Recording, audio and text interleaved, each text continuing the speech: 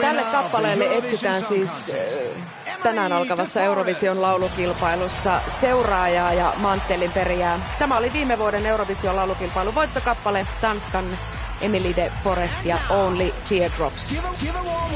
Tämän hienon illan kuvankaunis Lise Rönne sekä salskea herrakaksikko kuvankaunis Lise Rönne sekä toimii entinen telakkahalli Kööpenhaminan satamassa.